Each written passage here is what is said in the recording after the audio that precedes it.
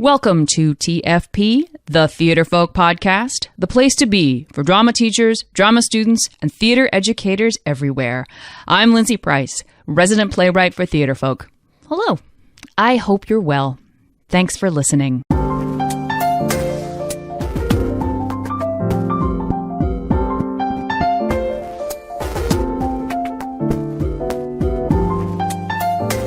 You have reached episode 162, and you can find any links to this episode in the show notes, which are at theatrefolk.com/episode 162. So, it's summertime. Everyone is taking it easy.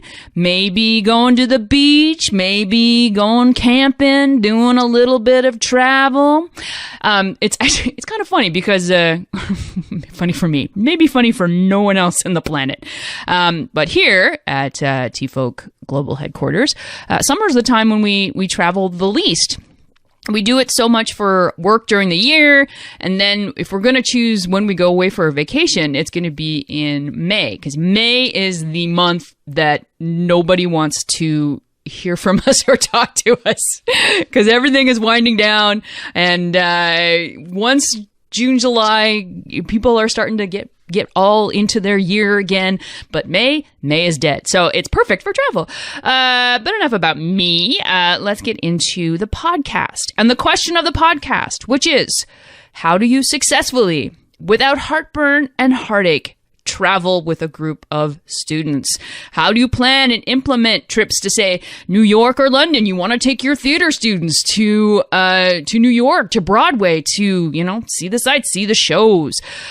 We have a teacher, Lisa Houston, who is a pro at traveling with students, and she is here to give you tips, tricks, and she's even got a post-trip reflection students can do. I know! All right, let's get to it. All right, I am here with Lisa Houston. Hello, Lisa. Hi, how are you? I'm all right. Tell everybody where you are in the world. I am in Pennington, New Jersey, which is a small town outside of Princeton, New Jersey, and we are sort of halfway between New York and Philadelphia. Ooh, okay. I like it when it's always interesting to me when people say where they are, and in my head I'm like, I have no idea where that is. But your visual was perfect. Good. And how long have you been a teacher? I have been a teacher. This is my 20th year of being a teacher. And I've been at Pennington actually all of those years. So wow. Okay. Yeah. So that's you're dug in. I am. I'm here to stay. Oh, that's awesome. Hopefully. So what is it about being a teacher, being a drama teacher that connects to you?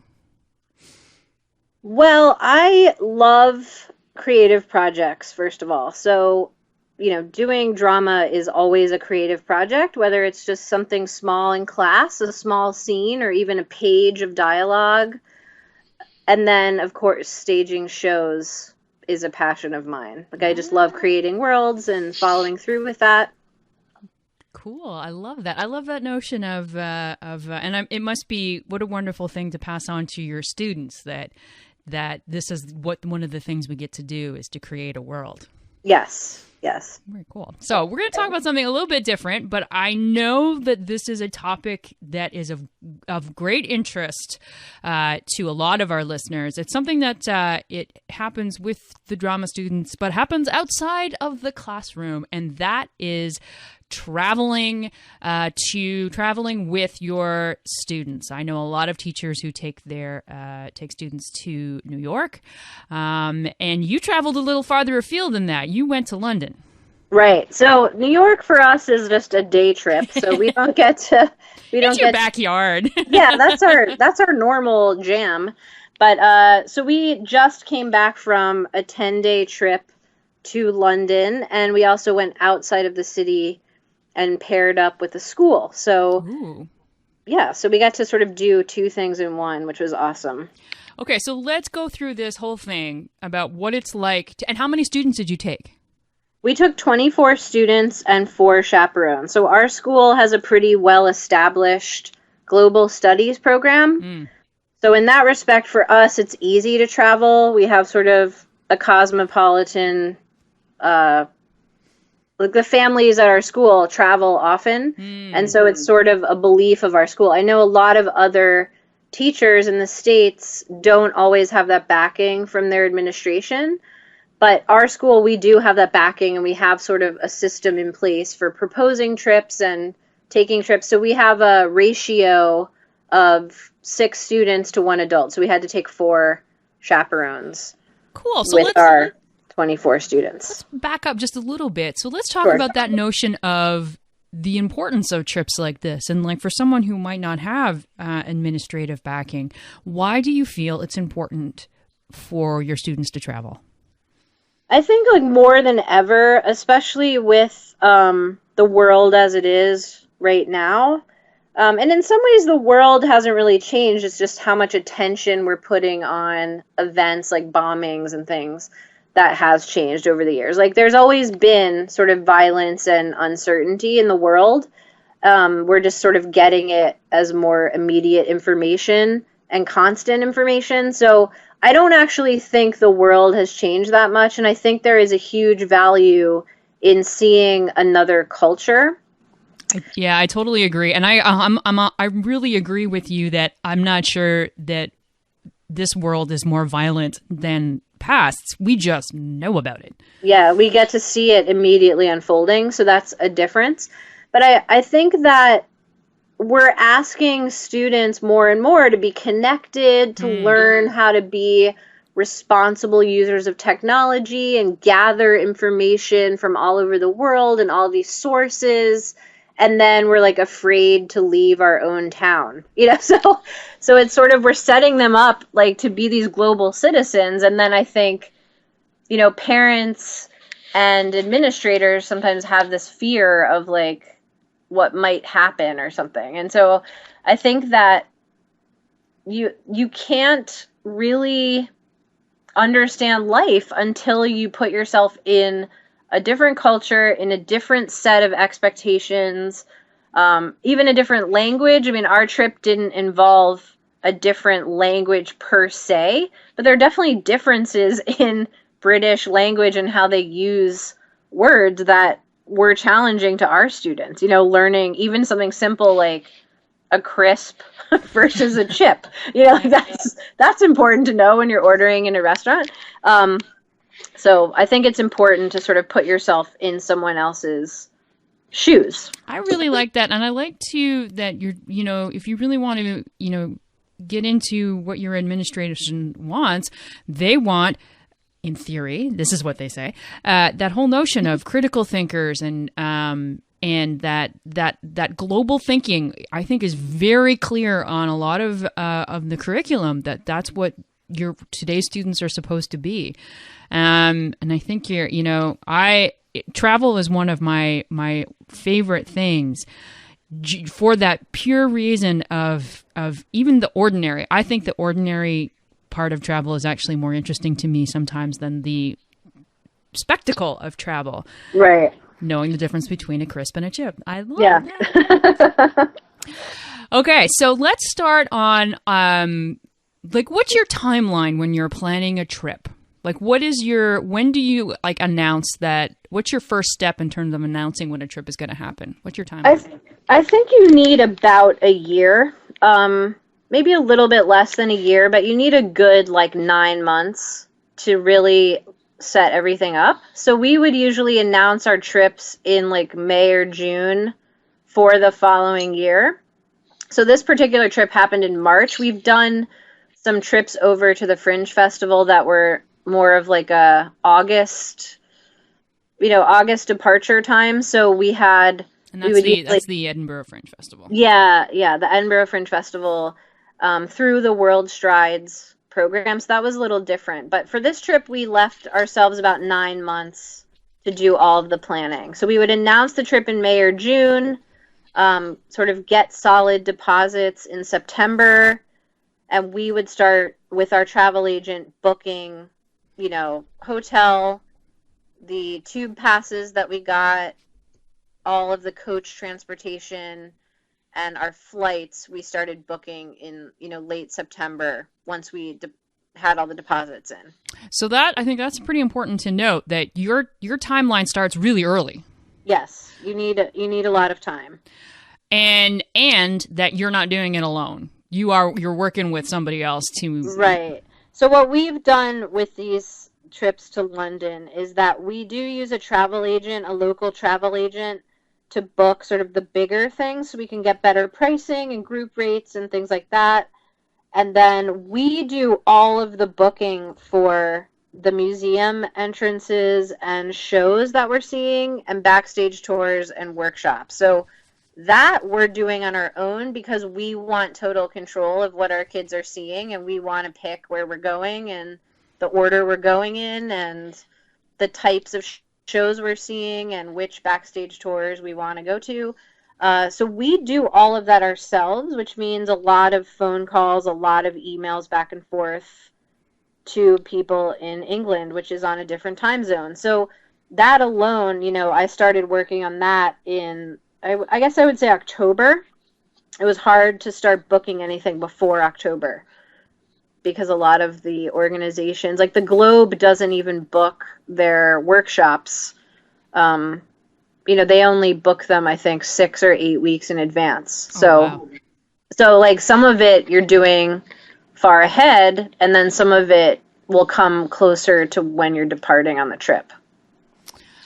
And that's really interesting, and I think that's a good thing to get out there, is because we know there are lots of companies that sort of are all in. If any of you are thespian groups out there, and you go to your thespian festivals or international thespian festival, that's a big thing. Is that there are tour companies who, and I know a couple of them quite well, and that they are the ones who do everything. So that's interesting to note, to put out there that that's not necessarily the way you have to go. Yeah, you don't have to go that way, but you can. And I think it's a great option for somebody maybe doing it for the first time. There's definite benefits to when we've traveled under World Strides versus this trip that we were putting together ourselves. But I think there's a lot of benefits to you sort of calling the shots of what your students are seeing, because you can tailor make the trip to the interests of the kids that you have. So our trip was art and theater related. So we had some photographers with us and painters and architects alongside technical theater kids and actors and performers. And that made it really rich and interesting that we could go and see all these things and have all these different perspectives. When you were planning your trip, did you just knew who the students were? Did you talk to them and see what kind of things they want to do? Did you use your past experience on trips? So when you are thinking of your itinerary, what's your thought process on picking and choosing? What are you always we always must have a backstage tour, or what's your thought process on getting that itinerary down? Sure. We do know our students well, and a lot of them we've taught even since middle school, so we sort of, have I think most drama teachers know their students really well. Yeah. So I think it's a must-see when you're in London to go to a few different places. I think the National Theatre is a treasure that we don't really necessarily have in America. And so you want to go to the National Theatre and you want to go on their tour and you want to see, one, if not more things there, because they do so many shows in rep.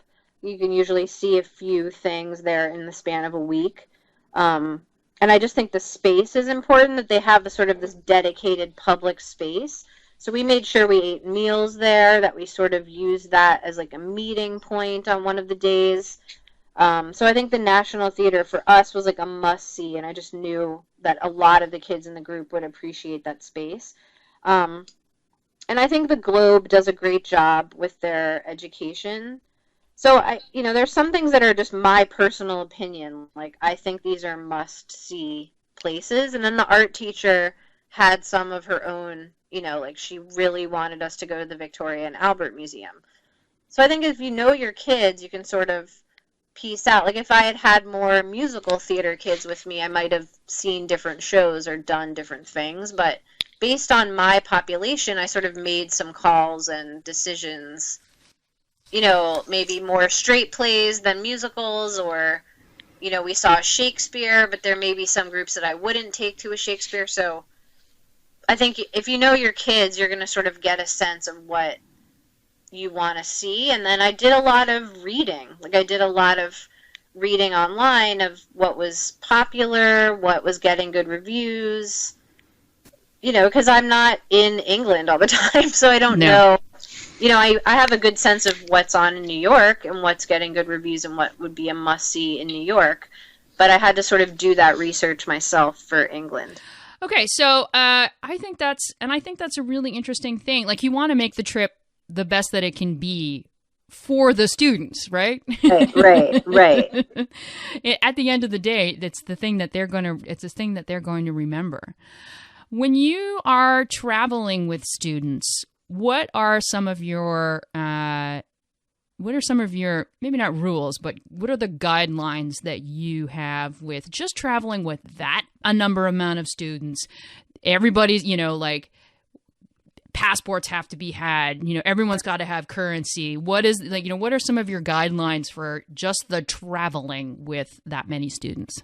Sure. We have some guidelines that are in place through school, but we have a pretty strict behavior contract that they have to fill out. And then we make sure that we have meetings with the parents before we leave on the trip. And we usually actually get to meet with the parents often because we do fundraising. So, and I think the fundraising is an important part of it to build sort of the group spirit and get the parents on board, and everyone feels like they're sort of invested in the trip. So we do have some parent meetings where we spell out our expectations. We make sure that they're getting the kids the right type of, credit cards or debit cards, and that they have all their passports taken care of. We actually had some international students with us who then needed visas, so we had to go through that process with them. And we keep a copy of everyone's passport with us. And we also take the kids' passports from them when we arrive in the country, and we hold them in the safe, at the hotel. Because nowadays you don't need your passport really to trade money. So we take the passports. It used to be harder to do that when they would need them, kind of constantly throughout the trip. But we did all of our money exchange at the airport, like right when we got off the plane, made sure everyone had their money. And then we did another money exchange like later in the week for people who had spent their spending money and needed to exchange more money. But for the most part, kids these days are drawing money out of bank machines. So you just have to make sure with the guidelines of the country that you're traveling to, like which bank cards work, and some bank cards don't work. So we were able to sort of caution people against certain things and make sure they're all squared away with funding. And then the passport you just want to keep under lock and key. And then we sort of broke our group into 4 groups with a chaperone in charge. And we always do that when we travel. So whether it's by grade or by group, in this case, it was by like the speed of walking. So the fast walkers went with one chaperone.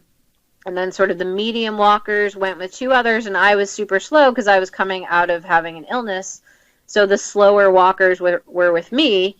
And that way, whenever we got to like a tube station or got off the tube or on the tube, I was only tracking 6 people.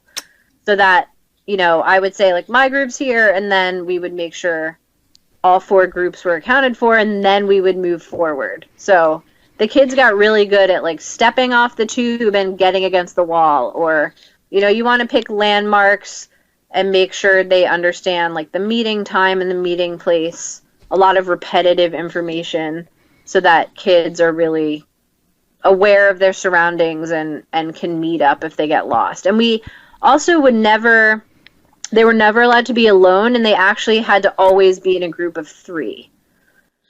So that way, if there was an issue, some kind of medical issue or something, you always had someone to stay with maybe the person who was hurt, and then another person to go get help. So we always make them be in groups of 3, and they had very little time when they weren't with an adult. Yeah. So we keep them really with us under lock and key. And that is something that I think has changed in the past 20 years. So when I used to run trips before I had my own children, it was very different. Like you could set children free in London with a map, and they knew how to read the map and they knew sort of how to be aware. But I think with sort of helicoptering, with like post 9/11, I think it's a really different vibe with parents and students. Like the students don't feel comfortable without being near an adult. So that was a big shift for me, like thinking about how I used to run these trips and then how I'm running this trip in 2016 is a little different.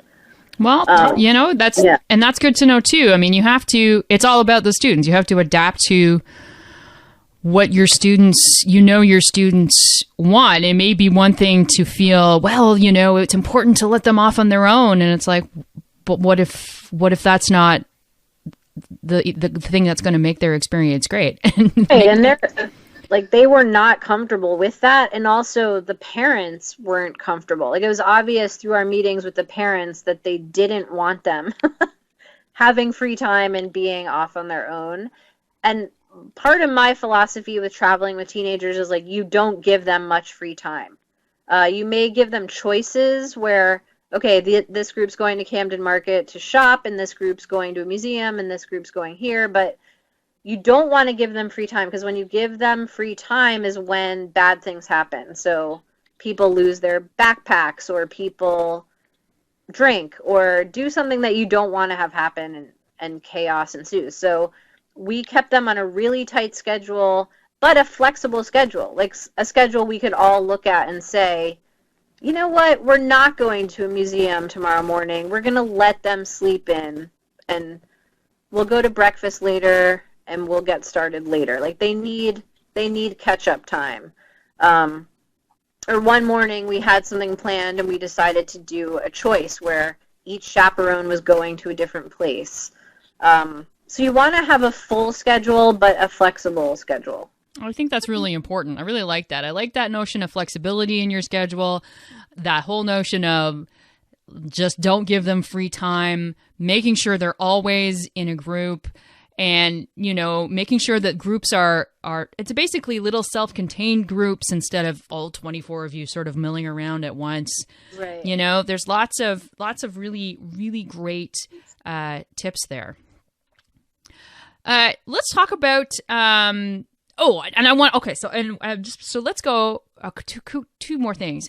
How do you deal with, because I'm sure that this is all, you've done this for so many years, your students, and all, a lot of it, for the most part, I'm sure works like clockwork. But how do you deal with, when you're on the trip, and it's not the same thing as, sending a kid home on a bus, but when there is an issue, or there is something that doesn't go like clockwork, what's been an experience where you've been in a position that it hasn't worked out, and right, you've had to deal with that? So this trip was really smooth. We've had in the past a medical issue. So we had a sprained ankle on one of our trips, so I had to go to the hospital. So I guess the important thing to remember is that you want to be contacting the child's parents and also your school administrators. You want to keep your administrators informed, and I sort of used their protocol as my protocol, if that makes sense. So what's a good example of their protocol that you used? So our school protocol is always that we have an administrator on duty, because we have some boarding students here on campus along with day students. So you would always want to call the administrator on duty first, no matter what the emergency is, like even if someone's calling 911 at the same time. So what we did in that circumstance when we had to take Allison to the hospital is we had to make sure our administrator on campus knew that we were doing that. And that her parent was informed that we were doing that also. And then we had all the paperwork behind us to sort of, all the medical paperwork that we needed to have consent for treatment and things like that. Um, Other sort of weird circumstances, we've had kids who, on this trip, actually, we had a girl who her parents, for some reason, thought maybe she didn't want to be on the trip anymore. So I'm not sure exactly what she communicated home. But it used to be that like you took kids abroad and they didn't talk to their parents for 10 days. Like they didn't call home and they didn't have cell phones, and they really had that experience of being away from their parents. Yeah. Do you understand what I mean? But nowadays, like most of them had working phones. Most of them were texting their parents constantly. And so we had an incident where she had maybe said, like, I'm exhausted, I'm not having fun, or felt, I don't know. We couldn't get to the bottom of it, but I had to have a conversation with both of her parents who were divorced. So I made sure I talked to mom and I talked to dad and I met with the girl, and then I sat with her while she talked to her mom, and then she had to talk to her dad, and it was established that like she was tired, she had said something maybe she didn't mean. Um she did want to stay. We were doing a show at a school, like she wanted to be in the show. And so then once her parents talked to her, that was sort of established. We haven't really had behavioral issues on our trips because I think because we just have a level of trust with our students.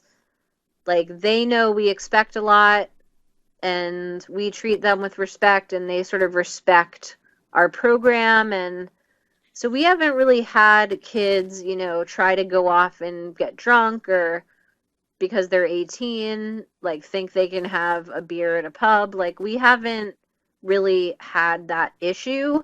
There have been some other trips at our school that have had that issue, and our policy as a school is that the student is sent home at the expense of the parent. So like we have had that and had to deal with that. And then some trips maybe don't send the kid home, but once the students are home, they go through the administrative review and disciplinary system, as if that incident had just occurred. So, and I mean, it's one. That must be one. I'm sure that's one of the things in your behavioral code that. Yes. Like you have to lay that out ahead of time, and you have to make sure the parents understand and sign that like it's going to be at their expense. So I think that's just an important thing with travel nowadays. Like you don't want to have your school or your program be saddled with that expense. You want that expense to be from the families. Yeah. If something were to happen that was really a negative thing. Yeah. I liked when you were talking about fundraising, that fundraising is sort of a ensemble building opportunity. What kind of fundraising? How long? Like, do you start fundraising like right in September? Do you do it like for the whole year? What kind of events do you do? And how much are the students sort of on? What do they take on? So we had to do a lot of fundraising for our Edinburgh Fringe Festival trips, like a ton of fundraising. Like $65,000 amount of fundraising. And Wow. for this trip we were fundraising to pay for a few chaperones and then any extra spending money the kids could raise. So we've done a bunch of different fundraising events over the years, and we're lucky we don't have to fundraise for our program. So my sister is another local drama teacher in New Jersey, but she has to fundraise to support her actual shows. So I think that's what prevents her from taking on travel, is that, oh my gosh, like I have to fundraise for my choreographer. Like how could I possibly then fundraise for a trip? Do you know, like it's a lot of pressure. But what we've found is we sort of take on an idea of like every month we're going to have something going on for our trip. So that could be a car wash. That could be, we did a bake sale and a craft sale at the holidays that was really successful because we had art tied in with our trip. We sort of abused the skills and talents of the art club, where we made holiday cards and ornaments and pillows out of our old show t-shirts. So we made sort of secret elf gifts, because there's a lot of those exchanges, with sports teams and on the boarding hall and advisory groups. So we sort of took advantage of that time of year when people are having to pick up small gifts for people. And we just did like a lunchtime sale every day for, I think, like 7 days of school. Another thing we do is we sell a certain number of tickets for our shows, like a guaranteed front row seat, or a guaranteed seat on one of the more popular nights at a higher price. So like we did $20 a ticket versus your regular $10 admission price. But then we're keeping all of that money because we don't usually get our ticket money. That's something that sort of goes into the school, and it's like part of our budget, I guess. So we do some tie-ins with the shows, like our concessions. We've had parents with special skills. So this year we had a masseuse, a parent who was a masseuse, and she did chair massages during exam week. And neat. so she donated that back to us, but the kids had to organize it. Like the kids had to make the sign-up sheet and do all the publicity and sit at the table and check people in and make sure people showed up on time. So the kids, take on a lot of responsibility. And basically, like, our philosophy is like we can sort of help you as the student group, like set it up and get it going. But if it's really coming down to people not signing up to work shifts or not baking things, like we're just not going to sell. Like I'm not going to stay up until 2 o'clock in the morning making brownies. Like if the students aren't doing it, we're not doing it. Like the fundraising event is canceled or put on hold.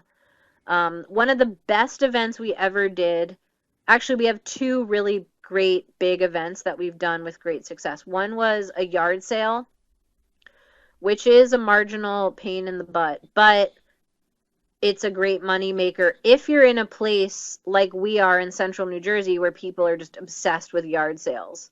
So I don't know if that would work with every community, but with where we are, the interest of people in like finding treasures and fixing them up, that's something that's sort of part of the culture here in central New Jersey. So the yard sale has been awesome. And then we also did a spinning event. So the spin classes at the gym, we did, and now you can do such great fundraising online. So we had, every student had a page of a sponsorship for the spinning. And then we had 2 faculty members who did, instead of spin for Scotland, they did sit for Scotland, where they sat on a couch in the spinning room. Like burgers and fries and like food being delivered, and they literally sat there grading papers, and they earned us the most money. Like they had so many people support them because people thought it was hilarious. It wasn't so hilarious to us on the bikes, but like they earned a lot of money for us. So we actually earned $21,000 for 3 hours of spinning. Holy smokes. Because people, every kid and every family had a fundraising page. So like I had people that I went to high school with, like through Facebook or whatever, see that I was doing this and give me $15. Like it was crazy because nowadays with Kickstarter and all those things, it's so easy to reach a huge amount of people. And if everybody in your sort of friend community, your social media friend community is giving you $5, $10, $15, that's a lot of money. If you have 24 or 28 people involved in your travel group. So my sister does something, and I know some other colleagues of mine in drama, other drama teachers hook up with collegiate stadium and you can sell food and get paid a certain amount for working games, and that's a lucrative fundraising thing that schools can do easily also. I think that the thing is that's really sounding is that multiple events with small. So, like you're like, hey, this is $1. Hey, this is $5. Hey, use social, and that over the long haul is going to really suit you well. Yes. And I think if you like, what we've found is if we do something once a month, the school is sort of aware, like the other kids at school are aware, like, oh, the London trip. I remember like last month they were selling holiday cards. Okay, now they're doing Valentine's, or now they're doing exam massages, or now it's time for the musical, so they're selling tickets. Like, it's a good like memory jog for the community, and it doesn't get to a point where people are sick of hearing from us. Yeah. 'Cause some other groups that I've known over the years at school that like they're trying to do something every Friday, or and it's just too much, like, and then people get turned off, And I think if you are clear with why you're fundraising, like, we're not fundraising for the kids' trips necessarily. We're fundraising for our production expenses. We're fundraising for chaperones so that families aren't paying for chaperones out of pocket.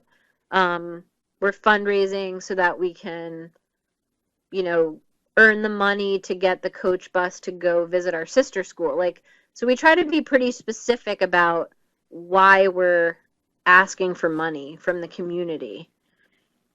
I think that's important. People want to know. People want to know. Yeah, they want to know where their money's going. So cool. Awesome. Oh, I think we could talk on this all day, but you've way past your allotted time. It's really wonderful. So as we wrap up here, what are 3 pieces of advice that you would give to teachers when it comes to traveling with students? I think you want to have a good team of chaperones. You want to have chaperones who have good instincts, who have different skills. So you might want a chaperone that's like really good at getting kids to follow the rules. You might want a chaperone that's really organized with like spreadsheets and checklists. And you may want a chaperone who's like more laid back. You want people that are going to complement your skills and strengths and weaknesses as a chaperone, so that the kids sort of have that nice balance of like, expectations, but understanding and nurturing, because they are away from home and you get tired, and you need sort of a blend of like, you want to check in on time, but you also want to be understanding if somebody's upset or needs a little bit of extra. And then you want to have sort of different modes of organization on your team. So I think having a good blend of chaperones is really important. I think meeting with parents and having your finger on the pulse of parental expectations in addition to your students is important. And then I guess finally, one thing we do pretty successfully with our trips at our school is that there should be a reflection or some kind of follow-up or a sharing with the community after the trip. So we're actually going to try to do like a display of maybe artwork inspired. We did do our show before we left because we were doing a show with the school over there, and we did that show before we left, but we're actually doing the show again tomorrow for the middle schoolers, and so hopefully we can get some feedback and be able to share a little bit with them about our traveling. But I think if you can share with the community about your experience and why it was enriching, it sort of then opens doors for more groups to try to travel and have that experience for themselves. That is fantastic. That is awesome advice. Lisa, you've just been, thank you so much for sharing your expertise. It's been really great talking to you. Thanks. Thank you, Lisa. Before we go, let's do some Theatrefolk news. It's a play feature. It's a play feature. It's time to feature a play. Today it is a brand new play in the Theatrefolk catalog called Finishing Sentences by Scott Giesler. The main character, Kendra, she has been arrested, right? She has vandalized a classmate's car. There's criminal harassment. There's a restraining order. And to make amends for this, she has to do time through community service. And that community service is working at a camp. And she is completely resistant, sarcastic, she's flawed. And that's one of the things I want to emphasize about the greatness of this play is we have a flawed main character. So much more interesting to watch than someone who has all the answers. So in Finishing Sentences, we've got someone who has to finish literally a sentence, but also they have a lot of trouble finishing verbal sentences, meaning getting out what actually is going on in her mind and what has been happening to her. So we got a great main character, and you've also got great theatricality. It's sort of a surreal summer camp as we get to see what's going on inside of Kendra's head. That's the amazing thing about theater, is that we can see what people are actually thinking, and we get insight into her behavior. At the same time, the campers are making s'mores. See, I love it when realism, when something, a very little bit gritty story gets combined with quirkiness. I think that's a real interesting balance to play, and this play, Finishing Sentences, does it so well. So you can read sample pages from Finishing Sentences at theatrefolk.com, or you can find the link in the show notes, theatrefolk.com, episode 162. Don't forget the slash in there. Finally, where can you find this podcast? We post new episodes every second Tuesday at theatrefolk.com and on our Facebook page and Twitter. You can find us on youtube.com/theatrefolk and on the Stitcher app. You can subscribe to TFP on iTunes. All you have to do is search for the word Theatrefolk. And that's where we're going to end. Take care, my friends. Take care.